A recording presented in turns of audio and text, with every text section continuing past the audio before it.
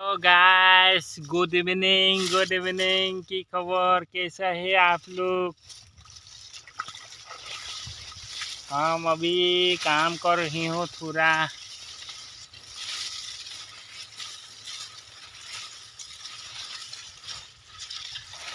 ये साइकी बागान है और बागान से और বাগিচা এতিয়া পাত তুলি থকা হৈছে। ও গাইস, হেল্ল' ৱেলকাম মাই শৰ্ট মিনি ব্লগটি আপোনালোকে ছাপোৰ্ট কৰিব। হেল্ল' গাইস, হেল্ল' বন্ধুসকল, হেল্ল' অসমবাসী ৰাইজ।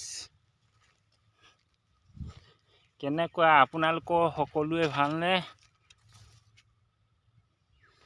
আশা কৰোঁ ভাল বুলি ভাবিছোঁ দেই। ঠিক আছে বন্ধুসকল।